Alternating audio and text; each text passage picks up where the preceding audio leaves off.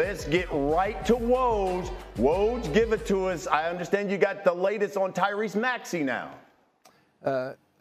Brian, Tyrese Maxey has agreed in principle, I'm told, to a 5-year, $204 million max contract extension.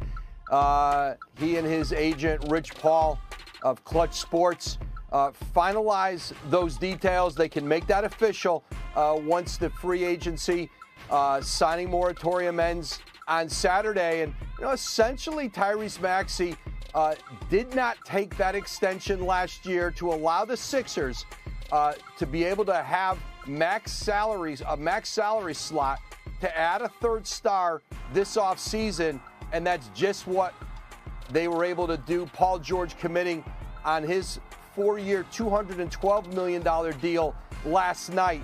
And by Maxey not taking his extension last year, that cleared the way to add Paul George. And Maxey, certainly one of the dynamic young players in all the NBA, had a breakout season last year for the Sixers, averaging over 25 points a game, nearly 30 in the playoffs. And now Tyrese Maxey, Joel Embiid, and of course Paul George now.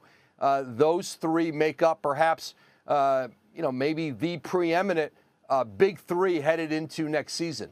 Now, of course, you broke other news. That was at 3:30 this morning as you talked about Paul George now signing with the Philadelphia 76ers. Tell us, what was it that ended up ultimately making Paul George sign with Philly as opposed to staying in L.A.?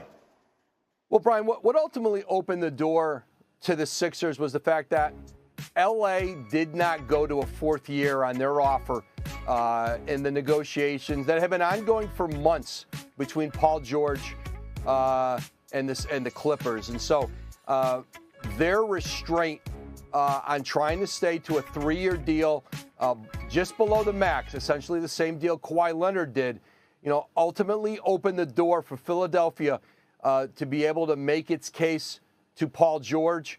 Daryl Morey had been pursuing, a star player to pair with Maxey, with Joel Embiid, and now that ends up being Paul George, who comes back to the Eastern Conference after having started his career in Indiana with the Pacers, obviously going on to Oklahoma City, and then 5 years in L.A. With the Clippers. But Paul George, really embracing the challenge of coming to Philly, to certainly a ferocious sports town and a hungry NBA town for an NBA championship. Hasn't happened there since 1983. This might be Philly's best chance at winning one with the arrival of Paul George on a 4-year, $212 million deal.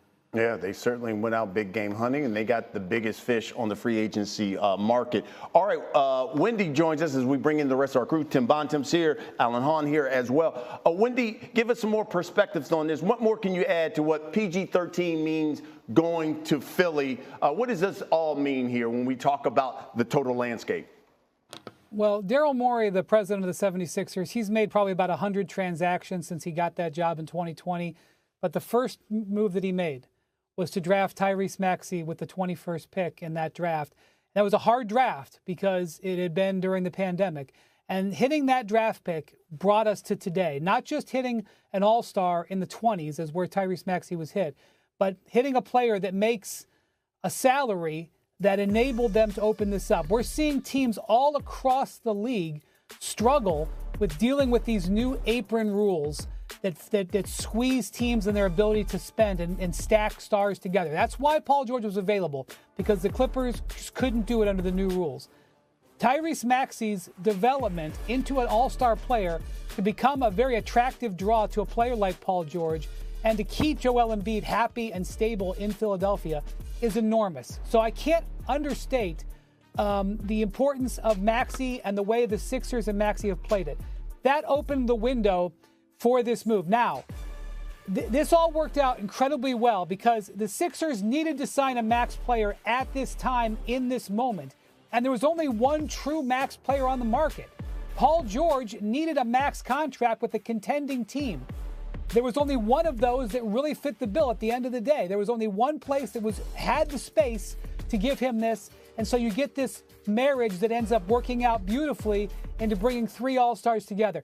It took a lot for this all to come together. It has come together, and it's huge for the 76ers to put this team into alignment. And now they just have to fill out the roster and hope for health when it really matters.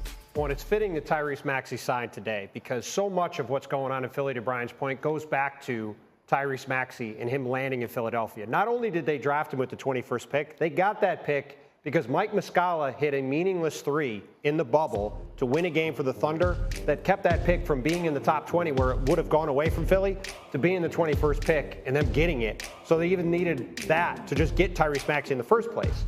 And then on top of that, after all this time, Markelle Fultz, Ben Simmons, James Harden, trying to find all these guys to partner with Joel Embiid, they draft this kid who's a ray of sunshine that everybody in Philly loves to be around all the time, has developed into a supernova player. We saw him take over the Garden in Game 5 of that series.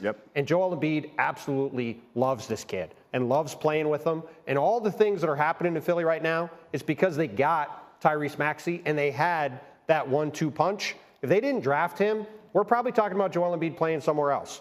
Like, that's how significant a thing it is. So the fact that he didn't take the extension last summer, he played ball to let them be able to get this guy, it all comes back to Tyrese Maxey being there as the real, true co-star Joel Embiid has always needed. Because of that, they've now got a third one. So give me your take on this. I was going to say it wasn't really a meaningless shot, was it? It was a very meaningful shot. One, in Sixers history at least, right? And what it also did too, and I know you guys both, Wendy and TB, you both have made reference to this, but last year when the Sixers moved on from James Harden, we talked a lot about that. How big of a move is that? Joel Embiid, will he be happy about that? They make this move. They bring the star in. It doesn't work out. They have a terrible playoff series in the second round when they lost to Boston.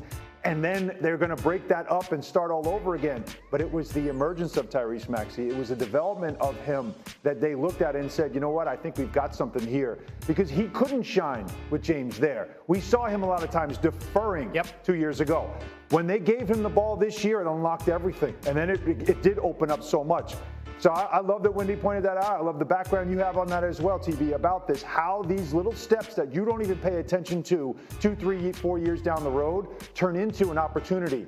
And that's now this opportunity to get a player like this and to finally, after all these years, give the Sixers the greatest opportunity to win a championship. You know, listen, I'm old school, so I remember, was it 83 when they won it all? And when they made that move, and they went and got Moses Malone, it was like, whoa, this is the one that takes them over the top. And by the way, that was a team that had gotten to the finals, obviously, but had run up against it a bunch and not won, right? And they go and do that, and then they win. Obviously, they got a lot of work to do to win. They still got to fill out the roster. They got to get by the Knicks. They got to get by the Celtics, who still are clearly, to me, the best team in the league. But they now have a real shot, which 24 hours ago, 48 hours ago, they were a theoretical title contender. Now they are a bona fide title contender, albeit one with questions about health and depth. And that was my question, is that Paul George move and that signing, like that Moses Malone signing, that if you're Philly, you're like, okay, now we can roll.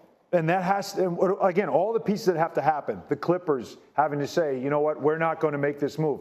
I said this earlier in the show, I'll say it again, there's 29 teams in the NBA that wouldn't have done this, that wouldn't have given Paul George 4 years, that wouldn't have taken him to 38 years old with $212 million as well committed to him. A player that, yes, last season played 74 games, yes, has shown us in the postseason playoff P is a real thing, but still at his age in a league that keeps trying to get younger and keeps emphasizing not giving a ton of money to older players, there's only one, as Wendy perfectly pointed out just a few seconds ago.